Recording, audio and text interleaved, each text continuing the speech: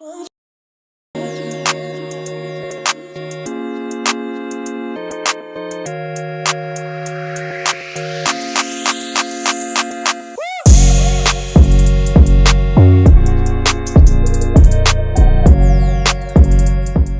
going on, people? Good morning. Happy Monday, man. Welcome to your night view. Welcome to the morning view of myself and Owen. I hope you guys are doing well as we enter into another week. Almost out of April, almost into May as well, man. Another month's gone by as well. Time is flying by. Season's nearly over in terms of physical games to play, not in terms of actual things to achieve, because, you know, ours was finished a little while ago.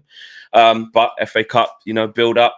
And more fallout, more opinion, more discussion points, more sorts of points of view, excuse the pun, to talk about today. So much in the media, so much amongst fans and everybody else as well. So big up to all of you guys watching at home. Let us know where you're watching from, how you're feeling, what you got planned today, what the weather's saying. And straight off the bat, you guys know what it is, man. There was a good 250 odd of you waiting, so we know it's going to be a good show. But 250 likes, that is the baseline. That is where we are at. That is the levels in which we set, and we go from there. If we do really well in terms of the amount of you watching and sharing the stream, then we push it to 500 and so on and so forth. But 250 off the bat, you know what I'm saying? Owen, how are you after this weekend, bro? It's been a big weekend.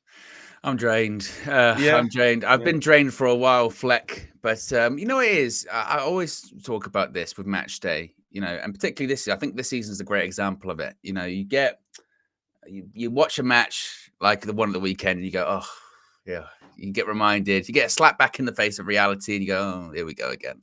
And then as the week goes on, you forget, don't you? You forget. And then when game time comes around again, come on, it's match day. Come on, here we go again. But look, it's tiring. And I think the longer we're stuck in this, I mean, how many times we spoke about this, but we're stuck in this horrible, ambiguous phase at the moment, aren't we? No one really knows the answers to stuff. People think they know the answers to things. Stuff gets like hinted at. I mean, I don't know if you saw yesterday. You probably didn't. This is one of the few things I did see yesterday. But I saw there was a thing of Peter Schmeichel who's on beIN Sports. I don't know if you saw this. And he was talking to Richard Keys and Andy Gray. And they were doing this weird, like, hinting at Thomas Tuchel thing, like they knew something. Yeah. Okay. But I would recommend, I can't do it justice the way that I'm talking about it, but they were like very much, well, Thomas Tuchel, you know, if Manchester United were looking for a manager, which they're not, they're not, because they've got someone in. They would never do that. They would never. And then they said to Peter Schmeichel, but do you think they'd be interested in him? And then Peter Schmeichel, he could have easily just gone, well, I'm not going to answer that, or just as soon he went, you know, I can't say anything. It was really like, is that what you said? It was, I'm just not even going to go there. It was like, what? It was odd. It was odd. Yeah, I'll have to check that out. I haven't seen that. Yeah, I haven't seen, actually, you know, we talk about like life outside of football and just making sure it doesn't consume you all the time with all the negativity and stuff. You know, I spent a lot of time actually offline, not because it was so bad I just had to take a break. I'm not saying that. Just like there's the family stuff and, you know, big milestones. My nan's 90th, stepdad's 60th, like so much stuff going on. And which is really good to be with family. Yes, amazing. And so I was just a bit out of touch actually, just after the Sheffield, you know, after the Burnley games. I did do that game, and then I sort of went on like a blackout because it's just with family and stuff. But it's just that draining point to bring it back to football in the most like healthy way. I'm not saying to you guys like I'm struggling here. I don't mean like that. I mean in the context of United View and football and Man United. I'm in that like drain stage. Like I said, obviously a lot of you guys watched the match view the other day. And I just went through a various set of emotions of like, KG was, he's like, listen, don't do it to yourself. Don't get angry. You know, don't just leave it. Although he's what we are. He left, and then that's what I'm saying. And then literally and then in the moment, then like half an hour later, I'm saying, KG, remember what you told me? Like, don't. But really, one thing, it's like, it's funny to laugh at him, but actually it's just so indicative of like what we are. Like you try and do the complete detachment. I tell you what, I know what we are this season. So when I see the bullshit that happens in the games, I'm just going to just see it. And it is what it is. There's no point reacting. But it depends what type of fan you are, but the type of fan I am is when I see it in the moment live, I find it so hard to just accept and just Yeah. go, well, I know this. There was a chance that, you know, just because they're second bottom of the league, like we're Yeah. still going to have this. And then as the game is sort of unfolding and you're going, I don't think we're going to score. And then they could nick this. We might lose. And then you get the Anthony special, the Man United special. I tell you what, I don't know how we've got away with this, but we have. And then you do the Man United special. Yeah. Give it away, penalty. And then it just makes you lose your shit. And then you're just getting involved in the differences of opinions. Because I'm not going to say they're all arguments. I wasn't arguing with Marcel.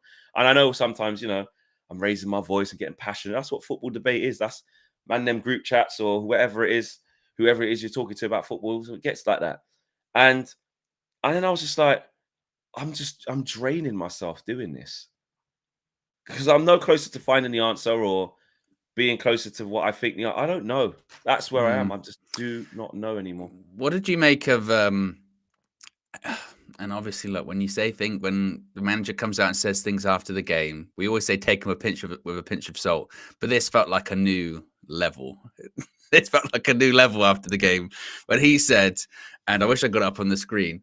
He said, but we are one of the most dynamic and entertaining teams in the league at this moment. We are creating loads of chances by playing good football. It was unnecessary to lose control. And the real highlight of that is one of the most dynamic and entertaining teams in the league at the moment. This is what I mean, though. I thought for the neutral, maybe, because all of our games are chaos, but not for Manchester United. They're not entertaining in the sense of you watch Man United go, they're playing great. They're entertaining games because they're always 4-3. But we are not entertaining or dynamic. That is just this is what I mean. There's times where I've tried to, again, stem away from like being over analytical or trying to over analyze like the presses of what he said, of what he says, because it's like he has to back himself, he has to back in players. The things that KG was saying to me on the Flexing KG show that I took on board, he has to come out swinging, show he's not a pushover. Yes, the siege mentality. But then, like, I just don't know. There's a way to do it. And my thing, even with the tie thing or whatever, I call it the tie thing. Like, there's just a way to defend yourself. And sometimes otherwise, you just borderline. It sounds like you're clueless, or you're just saying stuff, and it's like, because we're not dynamic and we're not. Well, so you can still not have to say that, but like not cuss the players while saying it. You could say, of course, it's Man United. We want our standards to be high. And, when you win at this football club, it should be in a certain style. And we're working on that. But, we're getting some good results here and there. And mistakes are letting us down. If he said that, I'd still know. I'd read between the lines on that one. But to just say, well, that's in your opinion that we're not good. We are. We're thrilling, mate. We play into it, Really I don't think he can help himself because it's like he did an answer in one of the press conferences. I think it was the last one where they were talking about Ahmad and chances for Ahmad, and someone said something about Anthony, and usually the way he layers his answers, he starts, if there's criticism, he'll start by just dispelling the criticism, and then he'll put in the reality at the end. So like with the Ahmad one, he was like, I disagree on, I think the analysis of Anthony isn't fair, blah, blah, blah. But there's a fine line between getting minutes and then, you just got to get your chances. And then people have to drop out if they don't prove themselves. I'm paraphrasing there.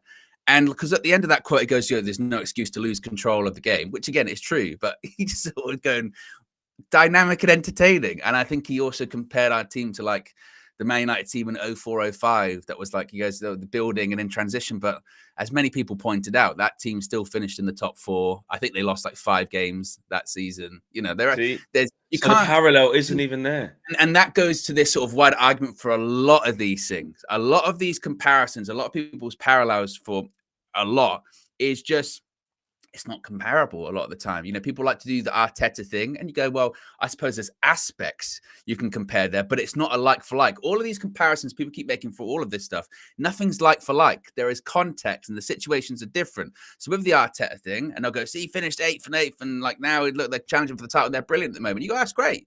You go, but who'd hired him? Are the people that backed him hired him? Because that's not the case here. So that's already a difference. That's already a difference in that situation. And I think it was Show when he called into Full-Time View on Saturday. I think he was right. I do think there is an element of because what's happened over the last 10 years with, these players, player FC and player power has run amok at Manchester United, and it has, and it still is there, and it still needs to be fixed. Absolutely. I do think there is a determination of just like, no, I'm just not going to let them get away with it, to the point though where it's almost like ignoring some of the real red flags here, because it's I'm not doing it. I'm not doing it. I'm not allowing it to happen.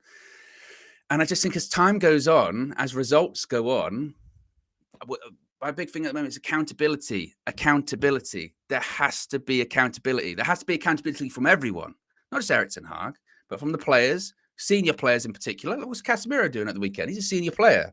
He's got to be held accountable for that. A lot of the players are on big wages at Manchester United. They've got to be accountable. And when I say that, they've got to leave. But if you're the manager as well, you're drawing. But second bottom of the league, they are a championship side. That team that played at Old Trafford won't be largely different that plays in the championship next season. That is a championship side. And yeah, we had chances, but so did they. Like loads. Andre saves in that match. So I know people can say, oh, Man United did enough to win. Maybe they did, but Burnley could probably say the same as well. But actually, I tell you what, I think we did enough to get something out of it, which would imply that maybe a draw was a fair result at Old Trafford. And it's not the first time we've seen that. The fact that we're talking standout performances, we can count them on one hand this season. And even some of those are disputable. That's a massive problem. So going back to the accountability, players have to be held accountable. So does the manager. And I would say the people above them, half of those are gone now. The Glazers, they could give two shits. They've got their money. They've got the look at them. They're laughing. Because you know what? And this was the scary thing with the Glazers, actually. You know, when we were in the FA Cup semi-final a couple of weeks ago and Avram Glazer was there, obviously it got attention because whenever they arrive at a game, it always gets attention, but almost not to the level that it would have previously. More of the focus was on Jim Ratcliffe being there. And you go, well, that's what they've wanted, isn't it? They've just sort of slithered into the background. And now it's upon these new guys to figure it out. So there needs to be accountability. There just needs to be a total reset at Manchester United. And I know that people can go, well, how can you say start the process and then every single time there is a new process or that, someone's in the process, you want to cut it down. But sometimes you do have to make an acceptance of like, Flex, if I'm building a new house from scratch, right? And I'm building it up and I've spent 18 months doing it. And then you come and go, oh, by the way, those bricks you've bought, they like fall apart. Yeah. Oh, shit. Yeah. You don't just go, we'll see what happens. You go, I got to stop. I got to reset. Particularly if then you get like a new project manager in. Imagine that people above you, they go, no, we'll start again, do something else. So I just think there is a big amount of accountability all around at Manchester United. I think obviously at an executive level, at a managerial level, at a coaching level, at a player level, all of it is it's totally, totally rotten. The football we play is rotten. The leaks we have is rotten. The media that covers us is rotten. The people that own us are rotten. It's just. Well, I was interested, speaking of the media, because, you sent me the piece of the thing what Rob Dawson was saying, and he had a sort of personal view. And he said, personal view is that Ten Hag should be manager at the start of next season, put him in a proper structure with functioning recruitment team and working medical department. And then see, he was a good manager last season. He can't suddenly be a bad one. And again, just for devil's advocate, because, we have to talk about everything. I think the legitimate side of why Eric could turn it around is that thing of like the same way that we are sort of saying everything's different now because, Sir Jim and INEOS and the structure and the way that the club's going to be run, hopefully, is different. So that's a reason why they could start with their new guy. It's also a reason for the other side to say, actually, we're going to give this guy a chance who came with a really good reputation 18 months ago, who hasn't, like people do point out, clicked your fingers and he's just rubbish. We're going to give him a chance with better surroundings, with better conditions. Conditions, actually, that, yes, on one side, he didn't sign up to be in, but actually we believe that they're better working conditions. And cream can rise to the top. So give him another chance. He has a year left. We don't have to give him a new deal. Let's get the summer done. Let's get a bit of calm. Let's get all the players fit again. Let's have a look at the medical department. Let's get everyone back on song. Give him some new types of players as well so we can go again and see how he starts. We could do that. We could. Yeah. We're making a lot of change as well. We want to start undoing this squad and, we've got to sort this out. maybe we should leave that for just one more bit. Preseason's already done. Let's let him do that. Let's let him get hold of the team and go from there. And that is a legitimate side. That's part of it. That is. Absolutely. And I don't think he's. This is also the thing too, is that I still don't think Erik ten Hag's a bad coach. I think there's you see this in a lot of clubs, with people that can fail in jobs. It doesn't make them bad in what they've done. It doesn't disqualify them from ever getting a good job again. That's what I find it quite odd sometimes. When you think, look, the manager's linked to Manchester United, they go, oh, he's been sacked before. Okay. That doesn't mean that doesn't, every manager has. What does that mean? It might just be a case of it's not worked out for Erik ten Hag at Manchester United. It might be it was too much too soon, comes into the club at the wrong time. That might be part of it. But my point is just I mentioned this a couple of weeks ago, right? With I can't remember after which result it was, but my point of view was that if he does get an extra year, which I don't think is off the table, I don't think it's off the table. Like you say, I think INEOS might come to the conclusion of maybe if there were some sort of better options available, and maybe if we had a bit more money, because they're already going, well, we don't want to shell out 10 million for Dan Ashworth because we want to put that on players. They might look at that for Erik ten Hag and go, actually, you don't want to shell out the compensation. We don't think he's terrible. We might not think he's the right man, but we don't think we can change enough to save maybe, the money, but also give him another chance. Or we'll reassess it next year when he's coming to the end of his contract. They absolutely could do that. But I think if that does happen, I think in his heart of hearts, Erik would know we got a bit closer. Because it is there has to be an acknowledgement of like we're getting very close to the line here, and there might be extenuating circumstances that save him. And if they do save him, then as it's always been, I want him to do well. I want him to. I don't want to see my team drop points to Burnley or what have you. So look, that might happen, and he might thrive under that, because maybe if he does have those sort of better structure above him. That he'd have to be aligned with, because if there's not alignment, then there's no point really. But if he is aligned with them and everything's spot on, then maybe it will work for him. Like you said before, it would be a massive turnaround. It would be a huge success story, wouldn't it? It'd be one of the biggest we've seen in many recent times. Like it would be a big, massive turnaround. Over 1,200 of you watching, 205 likes. So let's get to 250. Get 45 more likes in there. Let's get that in the bag. I'm sure you guys can do that extremely quickly. Big up the community. Show's been a member for 19 months. Says we had a week of championship fixtures. Bottled 3-0 against Coventry, behind twice against Sheffield United. Couldn't beat Burnley. But Erik ten Hag not accountable. And again, as soon as you say that, people will you start to unpick statements like that. Show someone will say, 15 minutes to go, 3-0 up against Coventry. All the players, what do you want the manager to do? Sheffield United, everything's in control. Garnacho's missing chances. People not being clinical. Onana kicks it straight to them. What do you want us to do? But we still won. Then yesterday, people will say, at the end of the day, 1-0, 8 minutes to go, whatever. Onana does something stupid. And now look. So, but again, like you said, it still falls under the banner of the manager because he's the manager. Sanjit says we've dropped 16 points to teams from 11th to 20th. Damning, very, very damning. And Sunil says Erik ten Hag mentions we can't finish number 1 or number 2 next season with no chance. I mean, why say this? What message does that send to the players? Mediocre mentality. Well, he's basically saying when we have everyone fit, like our maximum we can do with the squad we have is challenge for top 4. i.e. what we did last year.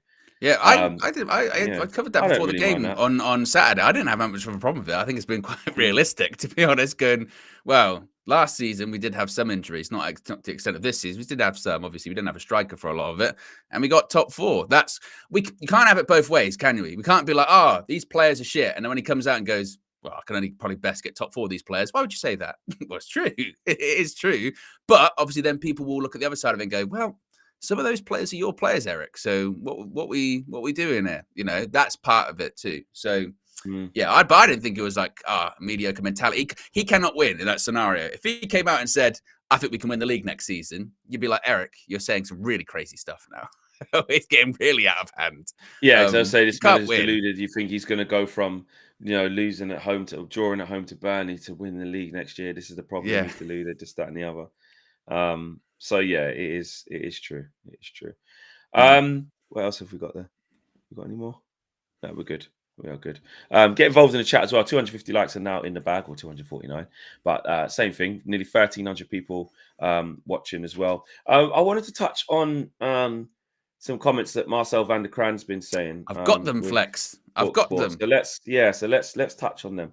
Yes. So he's been talking on TalkSport, Marcel van der Kran, just talking about how basically Ajax want Erik ten Hag back, saying Alex Kroos, the technical director of Ajax, has Erik ten Hag at the top of his wanted list. Alex Kroos is prepared to wait another month to see if Erik ten Hag will take the Ajax managerial job by June 1st. Erik ten Hag knows about it, the interest. He knows there's an open door at Ajax and that he can be their manager next season and try and win the title there again. So this is you know what is funny with this, Flex, is it is something that seemingly won't go away from quite a few different journalists based out there in the Netherlands, isn't it? You know, Marcel van der Kran has been saying it. I saw The Telegraph was saying it too. And they've been saying it for a few months that, well, he's on that list. But I think he's like, I think they're saying like there's 3 people that they're looking at or something. And maybe he's the bottom of that list because they're thinking of, wow, they're like us. They go, well, we don't know his future at the moment. So once that becomes apparent, then maybe they'll revisit it. But maybe they do think there's something there. Maybe, you know, you would think if they're looking for a manager, they would reach out to, you know, his agent or his representatives, right? And say, what's the situation? And maybe they say, well, we don't know, but just hold fire maybe for a bit. Because because we don't know at the moment, unless that. Well, there's probably a select few people that do know, because I did see like the Muppeteers saying, "Oh, maybe some in INEOS have made their mind up or whatever." But it looks like it's a very small. It's like Sir Jim Ratcliffe, Sir Dave Brailsford, Omar Barada technically hasn't started yet. I don't even know Dan Ashford. He's probably working on arbitration or whatever. And Jason Wilcox. Exactly. So we're talking about maybe like 5 people ish. Know really what they're going to do, and there could still be mitigating factors when it comes to it. And in the meantime, as we've said numerous times, it's still business as usual. So you're still planning for the summer. You're still doing whatever because you still got a job.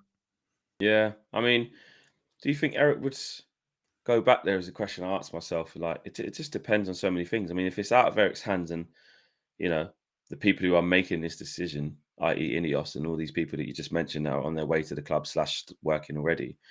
If they, you know, alleviate Erik of his duties, he's a free man to go and do what he wants to do. He may feel after a tough 18 months that it'd be good to go back home to Ajax, you know, and although it's not the same Ajax he's going back to, is it? That's the completely. Thing. He's got another job on his hand. He's got to rebuild it again with a whole lot of pressure. But I mean, look, after being Man United manager, after having such a good reputation, any job he takes is the next job, whether it's Bayern Munich or whoever, it's pressure. It's just managing. This is our whole point. Like, when you manage, it's pressure. You everything's on you. But I think the fact that, like you said, Ajax are willing to just wait into June to just see what happens there. We don't want to make any decisions yet because he's top of our list. If we can get Erik back, like we're in such a mess here. Like, we need someone who, like, the fans love and gets this football club. Like, I mean, for them, of what Erik is to them, like, it's amazing what he's done there. So I mean, look, it just depends on so many factors, and you bring it back to Man United, and it's just, you just don't know which way this thing's going to go. And the fact that INEOS have remained so tight-lipped about it. And I remember when Sir Jim said, when they asked him about the future of Erik, and I remember taking that as a vote of confidence. I remember thinking, look, he's just gone straight to talking about, you know, well, I'd rather not talk about one manager, one person. What I will say is that it's been shit for years. Many managers have come here and been rubbish, and he sort of he pivoted the conversation more towards the structure not being right and things being wrong, rather than it's just one man's fault. Which at the time I took it as, he's definitely behind Erik here. He wants to sort it all out. But then, as like, you know, other people sort of have mentioned, it's like, well, if you really want to back a guy who's been under pressure and it's not his fault and he's your guy and you want to rebuild with him, you would use that opportunity to be like, listen, it's not, you know, this isn't on Erik. You know, we're behind him and we're looking forward to next season. And he was very non-committal in other parts, you know. And look, it's the same with the Mason Greenwood situation. And like, he's been quite open-ended with everything. So it's unfair to just say, look, see, he definitely is backing Erik. He's definitely this or he's definitely that. he has still left it very much open. And the biggest thing that leaves it open is the fact that, like I said,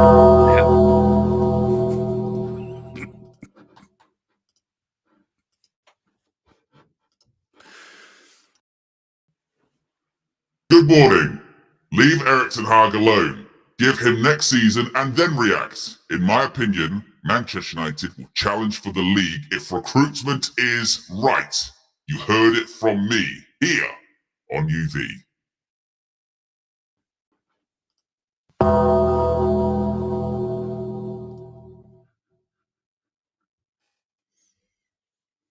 That's how it should be, mate. That's how it should be. Lil Yo-Yo says, whilst Flex was speaking, doesn't matter who's talking, That's mate. the best things. That's the best bit. That I have to wait. That's how it's supposed to be. Yeah. It doesn't have the same effect if it's like, wait for me to pause. finish or no. It needs to be instant. Yeah. Needs to be instant. Yeah. And even with what Nubian's saying, the Pharaoh has spoken. Erik will challenge next year. Give him the right players. It's not a bad manager. Do you know what? It's an interesting one with that, though. And maybe Nubian can counter this. But I was thinking the idea of, well, he would do really well if the structure's right around him. Could that not be said for just sort of a lot of top managers generally? You know? Yeah, of course. For instance, like just you look at the people that are sort of doing well in the Premier League this season, the top 4, right? Shall we say? Pep, obviously great coach, but he's got the best structure around him, the one that's tailor-made for him, people he's worked with in the past. You look at Arteta, the combination of him with Edu, the structure surrounding him, right? And he's a good coach. You look at Klopp, right? He's done very well with a good structure around him during his tenure there. You look at Aston Villa, they brought the guy in who had worked with Unai Emery at Sevilla previously. So my kind of mindset with that is, if you're a decent coach and you've got a good structure around you, not that the coach doesn't matter, but that can kind of be said for a lot of good coaches, can it not? Yeah. And it has to be a structure that's tailor-made for you. So even if we've got good people, he's got good people above Erik Ten Hag, if they're not good for him, then there's still going to be a disconnect. It has to be people that are aligned and works well together. It's no coincidence that the people that I've mentioned there, like 2 of them, they've worked with each other for ages, or 3 of them, they've worked with each other for a long time. Previously got history with each other. It's like with Aston Villa, when they brought in, what was that guy's name? Is it like Sochi or something like that? Yeah, I can't remember his name. But they were all in on Unai at that point. They went, we've got Unai Emery and we're going to get the guy who's worked with him before because they're so in sync. And look what happens. Going pretty well at Aston Villa this season, isn't it? You know?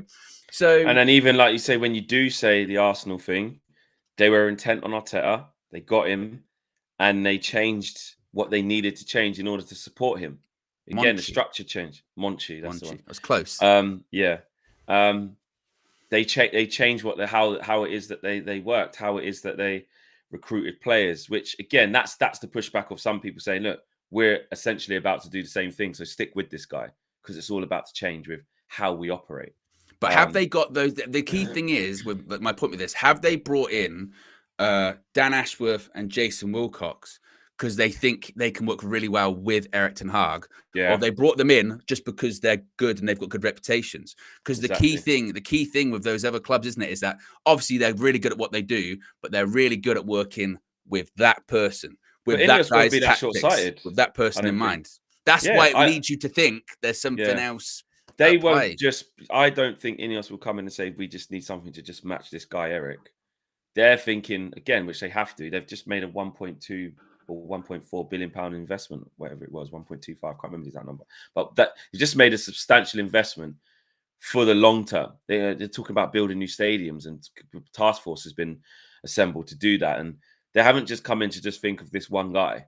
They've come in to build something that is sustainable, and they've come in with the aim, as much as it sounds, well, it doesn't sound stupid, that's what it is, to return Manchester United back to glory. That's the mission. It's as simple as that. To return Manchester United back to winning.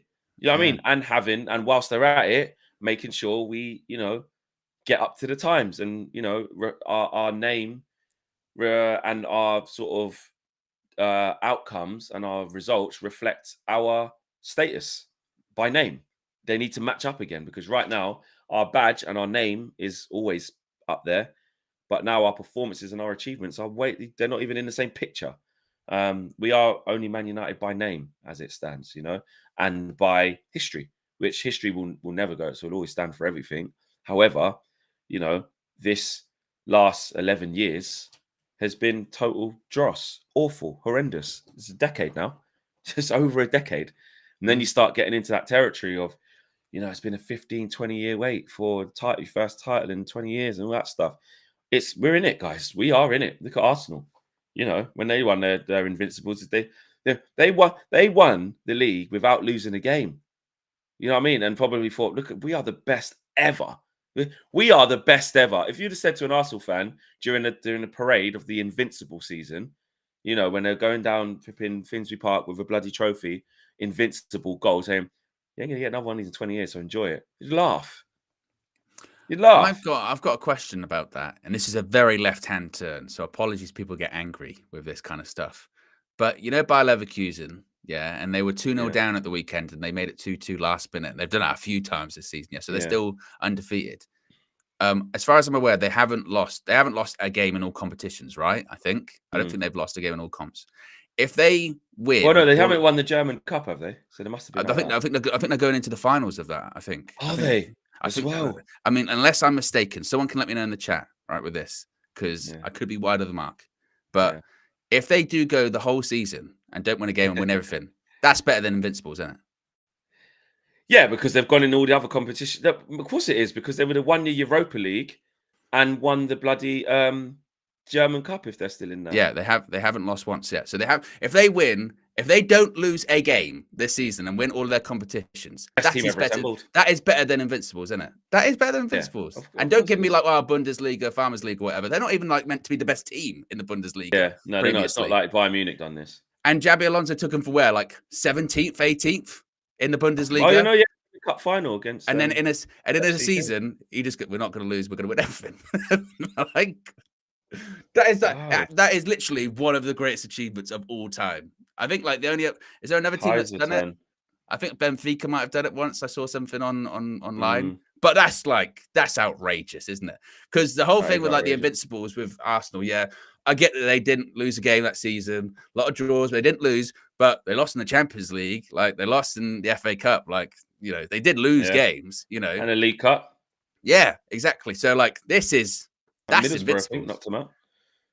That would be crazy. What would that happen? Who did they lose against in the FA Cup? Was it Middlesbrough? I forget. I know they lost to Chelsea in the Champions League. Yeah, it was the Wayne Bridge one. Yeah. I remember that at Highbury. I think they might have lost to us in the FA Cup. In the FA Cup, and I'm thinking Middlesbrough might have done them in the League Cup. Yeah. But if Bayer Leverkusen do an invincible treble, and you can say what you want about the Bundesliga, their cup, or Europa League, same Europa League that a lot of big teams have struggled to win, by the way. Liverpool, ourselves included, Barcelona last season. I say bring it up. Next time. Do it today. You're not even the best, mate. Bring up at DR Sports. When he's going on about it, go, I know, but, what happens if this season, you don't win the league and actually you're not even the best Invincible side anymore? What are you going to do about that? League Cup, they got to semi-finals. FA Cup got to semi-finals that year. Who knocked them out? It was us. I'm sure it was. Yeah, Man United beat them. Semi-finals. And then the League Cup. Yeah, it was Middlesbrough. Yeah, 3-1 on aggregate, mate. Middlesbrough. I'm just saying. It's very interesting. Shameless, Owen. Absolutely shameless. I don't think shameless at all. Shameless. What did they finish top of their group, and then they went out to in the Champions League. Went out to Chelsea, of course. Listen, it's something to hang on to be a bit shameless. You know what I mean? Absolutely. And then you look at this sort of the title race thing, and you went. I tell you what. 2 tricky games coming up for City with the Brighton and the Forest one away. Smash Brighton. Chris Wheeler, to be fair, I tell you what, I did see the highlights of that. Chris Wheeler just scored a couple, but they got out of that, and it's that Tottenham one. It is that. It is going to be interesting when we play Brighton last game of the season because they can't beat anyone. They can't beat anyone.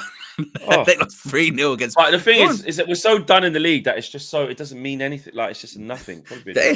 As I was saying, like they beat like only like 5 teams after September, and they've all been terrible. De Zerbi's on an awful run. Awful, terrible run. So by the time we play them, it's gonna be like you said, there'll be nothing really to play for at that point. Probably, which there ain't now already. Probably like Europa Conference League, maybe, because that like. I say happiness, but that kind of, actually, we're in 6th place now, and we got 3 points on Newcastle. Chop down very quickly, chop down to 1, and we got to play Newcastle, we got to play Arsenal, and we've got to play Palace away. Even Palace away, like Glasgow's doing good stuff. KG said it, and we said it about why it was so important to get the 6 points out of the 2 relegation teams because we might not win. We said we don't really know where your next points are coming from. I tell you what, the way Palace are playing, I know they lost their last game, but they're in good form.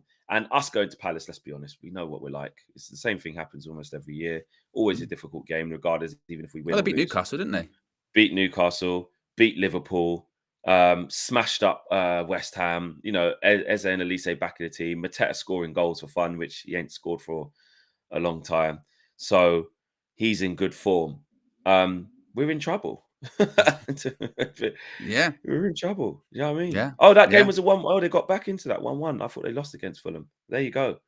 So they ain't lost in a good few games since City. 1, 2, 3, 4. 4 games unbeaten. So, you know, we're in trouble there. Monday night under the lights, Palace.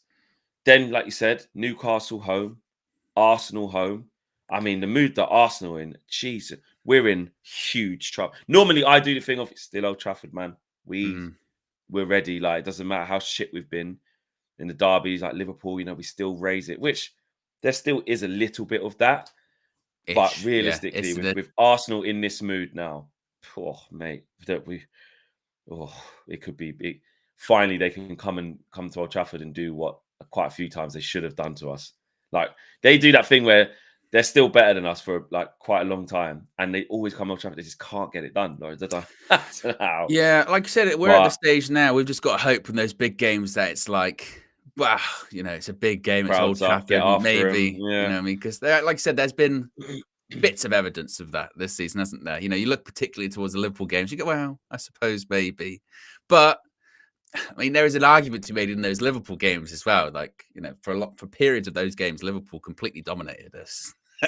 You know, and Arsenal, we gave them chances to them, like we said. Yeah, they're ruthless. They are ruthless. They are absolutely. They are ruthless. Because they will carve us open time and time again. Oh my goodness me! But then that's why in those games, and we know Erik Ten Hag will not do this, by the way. But that is why in those games, it should be like just. Like for one game, don't do the whole like 3-1-6 kind of bullshit. Just don't. You can't because you'll get ripped apart. But then what's weird, like you said, the Arsenal game's always weird though, because even at the Emirates this season, you forget like we were 2-1 up, and then the VAR brought out offside. It's always close. We weren't amazing that game, but we were like there to a point, and then just. Like many against season, and then it's 3-1, and you're like, oh, that looks like a battering. But like I said, when that happens so many times across the season, that one of this weird thing at the moment is just we keep changing the duration of how long football games last. Go, well, we were 1-0 up, or we were winning in 80 minutes. Okay, what was the score after 90 minutes? Well, we didn't win the game. Oh, wow, we were 3-0 up at half time, or 3-0 up after 70 minutes. Okay, what was the score? What was the score full time? Like how often have we done like 20-minute, 45-minute, 70-minute Manchester United? Like game's not played that long. You know, that's what we've got to do. And Erik Ten Hag did say this after the weekend, and I do agree with him with this in terms of like VAR decisions or penalty decisions. We have been unfortunate this season. I think that's fair to say. We have been unfortunate. We've had some terrible decisions against us. We had a couple that have gone our way. I remember the penalty we got against Bournemouth, which for me was never a penalty. We have been unlucky with VAR decisions. But at this point with VAR, I'm kind of done with the outrage over it. I'm kind of done with the outrage of the PGML out because they're rubbish. They're shit. And I know that you can say, oh, that's just acceptance. But it kind of is because they're not going to change. I saw there was a thing in Sweden. They've got rid of VAR because they went, this is crap. We're getting rid of it. Maybe that's the direction that they'll go in. But I always use the boxing analogy for this when they say, don't let it go to the points. Don't let it go to the judges. Because you know that they're screwy. You know they're going to mess stuff up. You know they're biased. So don't let it get there. If you let it get there, then you're going to get done over. And it's like that with VAR. If you put yourself in a position, I understand maybe against the big teams, it's like, we can't blow a big team away 4-0. So what are you going to do? No, exactly. But against the sort of smaller teams, don't allow yourself to get into that situation. But the VAR is rubbish. We know that the officials, it's an all-time low. We know this. It's terrible. So bad. That's Forest, awful. Mate. That one against Everton when they had 3, that's all on Ashley Young. That was mental. That and all 3 of them were probably pens. Against Burnley, I do think we should have probably had at least 1 penalty in that game. Yeah, I was watching it and I was so angry at the performance. I wasn't really paying attention to the actual pens. But yeah, not so much the handball one for me, because I think his hands there get smacked in. But I think one of the Garnacho ones, and and the frustrating thing all the time, isn't it? Right, is you'll see it in one game, they go no way, and then like literally a game later they'll be like penalty. You do it. And Spurs had another penalty yesterday as well. That Kulusevski one is a penalty. Yeah, they're always there, aren't they? They are always there. They're so bad. But in those sort of games that you're, I suppose, meant to dominate, you can't allow that as an excuse. Like Manchester United can't excuse some of the results this season by going, bad decisions. You just, no, because it's not good. It's not good. Over 1,500 people watching this morning. Big up to you guys and counting as well. It's going up. 346 likes. Guys, we can get to 500. There's 1,500 of you watching. There's easily 500 likes in your system. I know there is. So let's get together. Let's make it happen. Let's get 500 likes all together.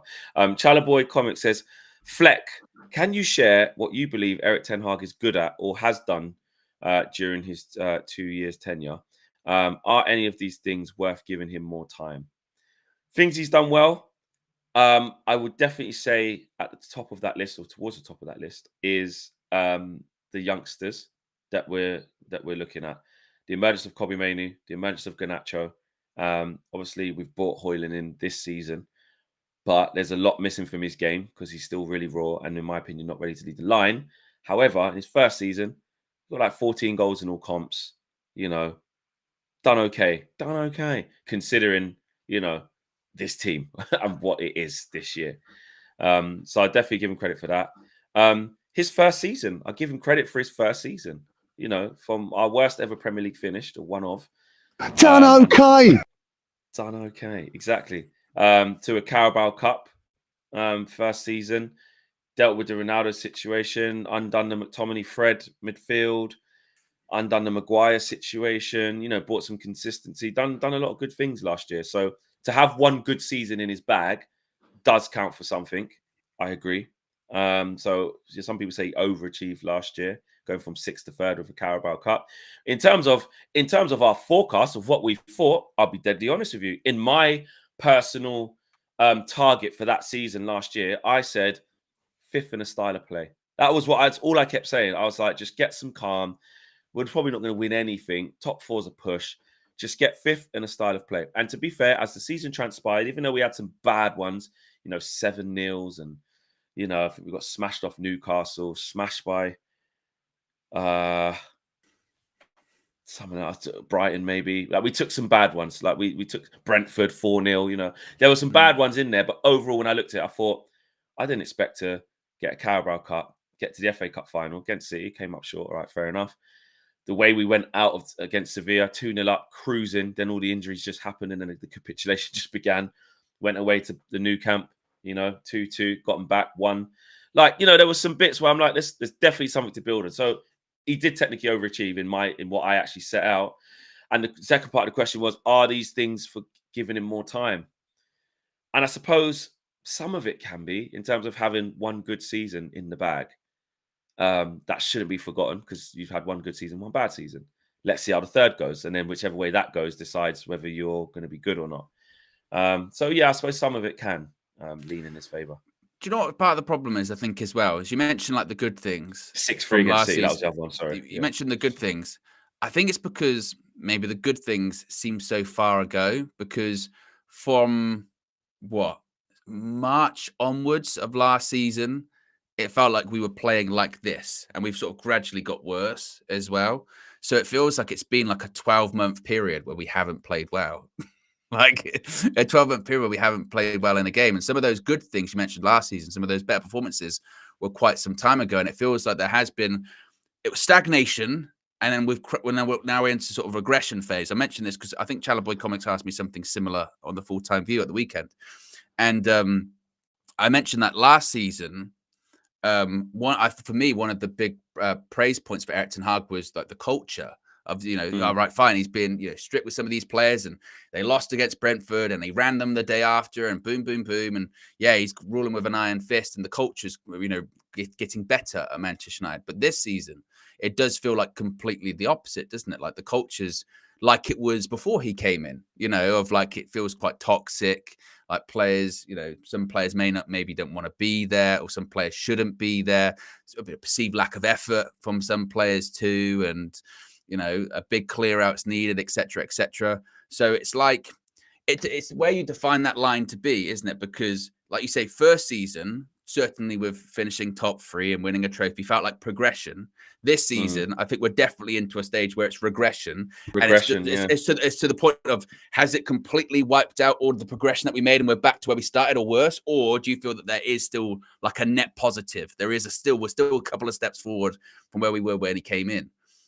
That's part of it as well. The manner in which we play and some of the stats that are not in our favour makes you feel like it's worse than before, or the same as that Ralph season, at least back to square one.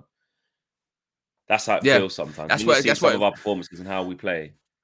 And it's just been, like I said, it feels like it's just been like over a year since we played well.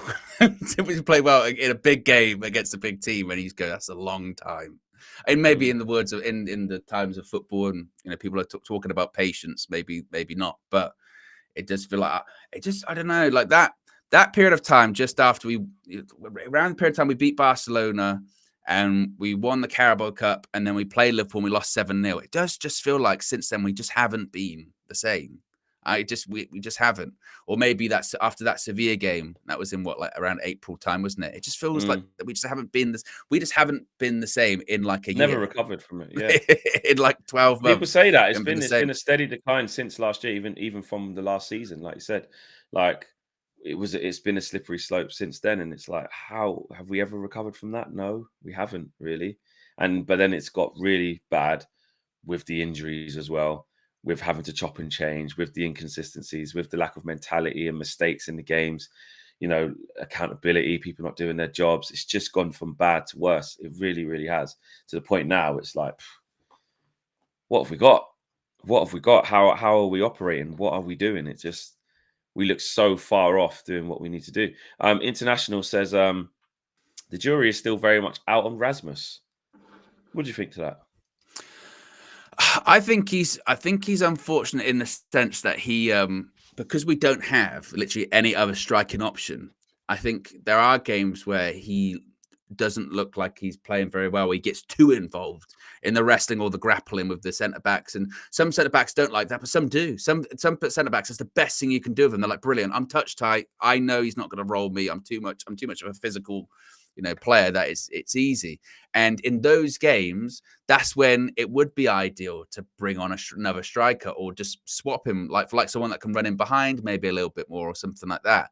And I do think he suffers for that. I mean, this season, I suppose, has probably cemented what most people had assumed about him, is that he's not the finished article, but he has got glimpses. Could he be doing more? So in certain aspects, yes. Sometimes he holds the ball up and you think, oh, he's holding up the ball really well. And then sometimes you go, that's a terrible hold-up play. I don't really know what you're doing there, Rasmus, So it's a bit of both. But I do think he suffers from a lack of, like I said, a lack of alternatives. Because he's a striker. He's the Manchester United striker. We do have technically another one on the books in Martial, but at the weekend, who did we bring on to go up front? It was Ahmad. Ahmad had to go false 9 for a period of time. Like, we don't have any other options for that. So he is unfortunate for that. Yeah. I see a lot. I see all the good things that Rasmus brings, and he's definitely one for the future. He's one who needs nurturing. And again, it's that same thing we always talk about players coming into Man United. What environment are they coming into, and how easy is it for young, inexperienced players to thrive at Man United? And the answer is extremely difficult unless you have insane, super sane levels of talent, i.e. Kobbie Mainoo. Kobbie Mainoo shouldn't be, and even him, like, he's been as outstanding as you could possibly be in that team, in that setup. So as much as the individual brilliance we've seen from Kobe to know how outstanding he is and how outstanding he's going to get as well, there's still times where he's wrong side of the ball, getting done, running back towards own goal. Like, it's still not set perfectly. And he's a young kid in his first ever season. But with especially with a striker as well, playing against, you know, seasoned pros, big, strong centre halves. Again, half the time he's getting the ball eye level or getting the ball throat level. What am I supposed to do with that? Like I said, the wrestling, just doing doggies, making runs, no one's finding you. Knackered half the time when you get the ball, so you make bad decisions. Then the lack of quality that he does possess because he's not a finished article yet comes into play as well. Naivety, bad touch, bad decision making. Then we see the things that he is good at, constantly getting into areas, racking up sort of 14 goals in all competitions. It's not a bad return for you. It's a very good return, actually. For a lack of service as well. For a lack of service. I mean, my goodness, there's this myth that he's had this awful season. Like one of the journalists wrote last week, he's had a torrid season. Yeah, he's had some periods that have been torrid because he can't score or no one's giving him chances. But overall, considering how torrid Man United's season's been, by the way, he's done all right for a kid who only scored 9 last year. He's doubled it. Yeah, well, and then again, that's the point. No, not far off. Not far off. Well, again, that was the point of people, you know, we were making when we signed him, wasn't it? Of like, well, if he scored 9 this season, are we assuming he's going to come in and score 25 goals? Like, it's just not going to happen. And then, like, say, in a system that, I mean, the wingers that play either side of him, it feels that their primary focus themselves is scoring as opposed to offering things across to him or getting balls across to him. You saw how thankful he was when Bruno assisted him against Sheffield United. Thank God. Thank God someone did that, because he doesn't get that much service. I mean, I saw one of the stats was like, he's received more passes from Onana than other players. It's like, that's crazy though. That's crazy, isn't it? So he suffers from a lot of things. He suffers from, he's not the finished article. He suffers from the fact that there's going to be inconsistency, and he plays in a system that feels like it's not, the focus isn't to create chances for the striker. We talk about individual brilliance. It feels like that's the system, isn't it? The system is create stuff for yourself, not for others. Create stuff for yourself. 6 times in the Champions League, got 5 goals, but we finished bottom of the group. Yeah, exactly. He was like one of the top scorers in the whole Champions League. And one of the goals he had to literally run for himself. The half when of the Davinson pitch. Sanchez fell over, he fell over from halfway line, had to run the whole way, dink the keeper, all myself. Yeah, done it all by exactly.